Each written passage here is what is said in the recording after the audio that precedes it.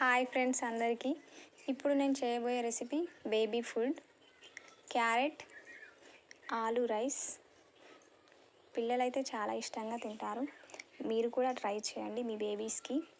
ముందుగా అయితే ఒక క్యారెట్ ఇంకా ఒక పొటాటో తీసుకొని తురుముకొని నీట్గా కట్ చేసుకొని పెట్టుకోవాలి.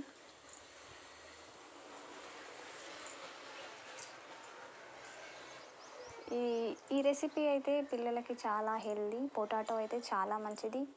క్యారెట్ డైలీ 1 క్యారెట్ ఏదో ఒక విధంగా పిల్లలకి ఇస్తూనే ఉండాలి. చాలా హెల్దీ. ముందుగా వీటిని అన్నిటినైతే కట్ చేసుకొని ఉంచుకోవాలి.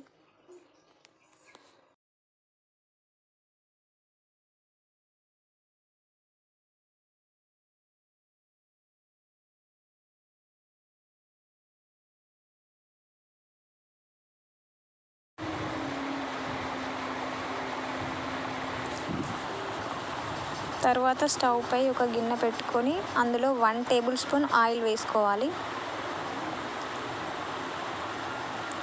ఆయిల్ కొంచెం హీట్ అయ్యాక అందులో క్యారెట్ ఇంకా పొటాటో ముక్కల్ని తీసుకొని వేయాలి. అవి ఆయిల్లో కొంచెం ఫ్రై అవ్వాలి, కొంచెం లైట్గా ఫ్రై అవ్వాలి.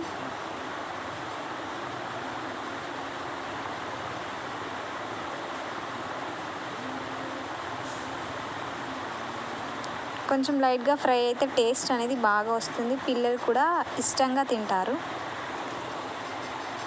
పచ్చి పచ్చిగా కాకుండా కొంచెం ఆయిల్లో వేగితే బాగుంటుంది. ఈ విధంగా ఫ్రై చేసుకోవాలి బాగా.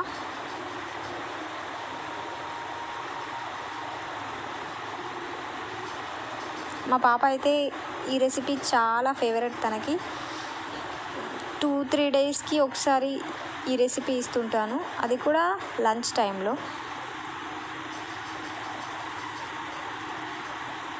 తర్వాత ఒక 1/2 కప్ రైస్ వాష్ చేసుకొని నానబెట్టుకోవాలి ముందే. ఇందులో యాడ్ చేసుకొని బాగా కలుపుకోవాలి.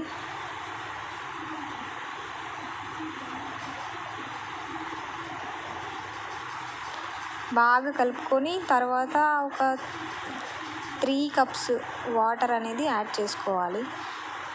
వాటర్ అనేది ఎక్కువగానే యాడ్ చేసుకోవాలి, ఎందుకంటే చిన్న పిల్లలు కాబట్టి వాళ్ళు రైస్ స్మూత్గా అవ్వాలి, పేస్ట్ లాగా అవ్వాలి కాబట్టి వాటర్ ఎక్కువగా వేసుకోవాలి ఉడకడానికి.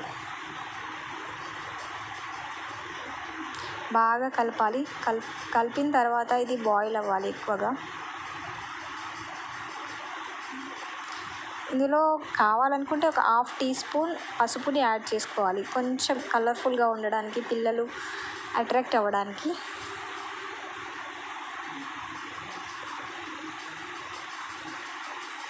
ముందుగా హై ఫ్లేమ్ పెట్టుకోవాలి. కొంచెం బాయిల్ అవుతుండగా లో ఫ్లేమ్ సెట్ చేసుకోవాలి.